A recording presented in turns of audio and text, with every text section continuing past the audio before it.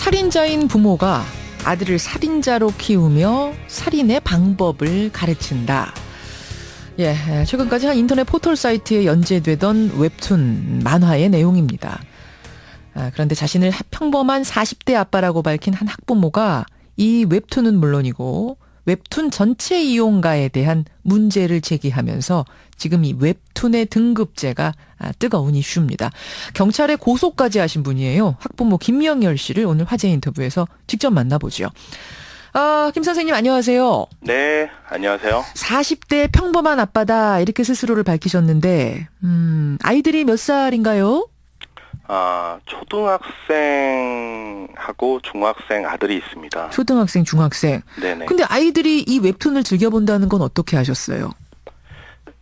이런저런 학교에서 일들, 친구 이야기, 게임이나 좋아하는 것들에 대한 이야기들을 나눴습니다. 근데 그 중에 웹툰에 대한 이야기가 있었는데요. 예. 이야기를 나누다 보니까 줄거리에 대한 얘기를 들었고, 줄거리 자체가 워낙 충격적이어서, 그거 어떻게 네가 볼 수 있어? 라고 물었더니, 예. 그게 또 전체 이용가라고. 그래서 그 만화를 찾아서 자세히 들여다보신 거군요. 네, 이게 전체 이용가라는 게 일단 믿겨지지가 않아서요. 예를 들면 어떤 부분들이 그렇게 충격적이셨어요? 부모가 이게 살인자예요.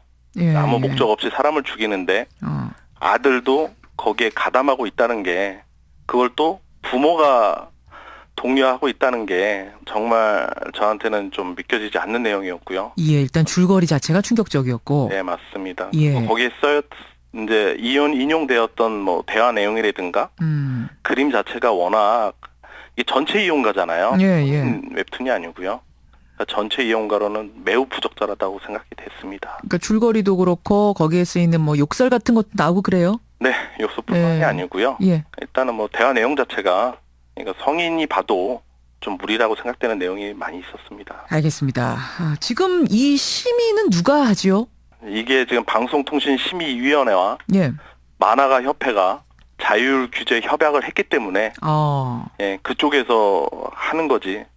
예, 모든 일단 웹툰에 대한 부분은 그쪽에서 다 담당을 하고 있습니다. 사업자가 자율로 하도록. 네, 맞습니다. 예, 그러면 이제 포털 사이트라고 하면은 포털 사이트에 웹툰을 올릴 때 포털 사이트 측과 만화가가 같이 상의를 하면서 이 등급으로 하자, 저 등급으로 하자 이런 결정을 하는군요. 그렇죠. 그렇게 되는 거예요. 네, 맞습니다. 지금 문제 제기를 하신 이 만화는 그 논의 과정에서 전체 이용가를 받았다. 그 부분이 문제다란 말씀. 네, 맞습니다.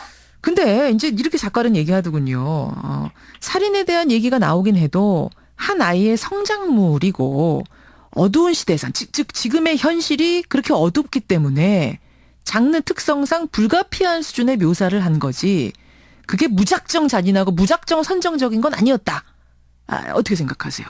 아무리 그 결과론적으로 주제가 명확하고 좋은 내용을 담고 있어도 예. 그러한 결과를 내기 위해서 부적절한 글과 그림과 내용을 포함하고 있다면, 그게 특히 아이들이 보는 거라면 문제가 있다고 생각합니다. 7살도 볼 수 있고 13살도 볼 수 있고. 맞습니다. 글과 그림을 볼 수 있는 아이는 다 볼 수 있는 거죠. 근데 만화가 협회 측에서는 이런 얘기해요.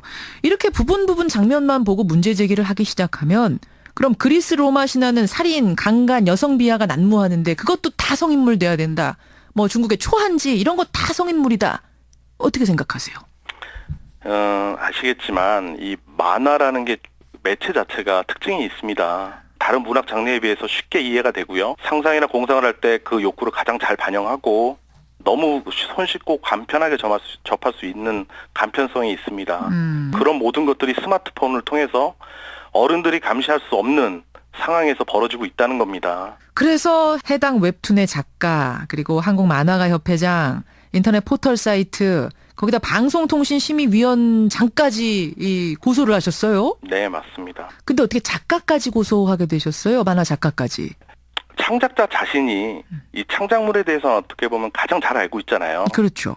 그분이 단 한 번이라도 아이들이 볼 거라고 생각했다면 지금의 일은 일어나지 않았을 겁니다. 그러니까 7살, 10살, 11살 이런 아이들도 볼 거라고 생각을 했다면 등급을 좀 바꾸자라고 오히려 먼저 제안을 했어야 옳지 않겠느냐. 내용을 가장 잘 아는 사람이니까. 그렇죠. 아이들을 위해서 만드신 웹툰은 아니지 않습니까? 아하.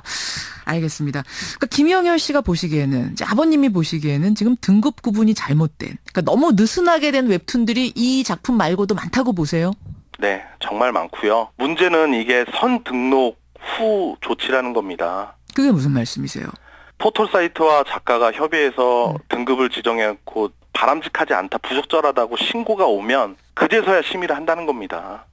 아, 그러니까 이게 웹툰이란 건 사실은 이제 연재물이잖아요. 네. 처음에 시작할 때 이거는 전체 이용가로 하자. 이렇게 이제 작가하고 포털 사이트, 그러니까 사업자가 협약을 맺어요. 네. 그런데 시리즈가 지나면서 이거 좀 아닌데? 라는 생각이 들더라도 이걸 바꾸지 않는다 이런 말씀이시군요. 네, 맞습니다. 그리고 등록만으로 바로 이렇게 제공한다는 건 말이 안 됩니다. 알겠습니다. 이런 반론도 있어요. 이게 자칫하면 표현의 자유를 억압하고 웹툰 산업 전체의 발전을 막을 수도 있다. 엄격한 규제의 잣대는 늘 부작용을 양산했다. 어떻게 생각하세요?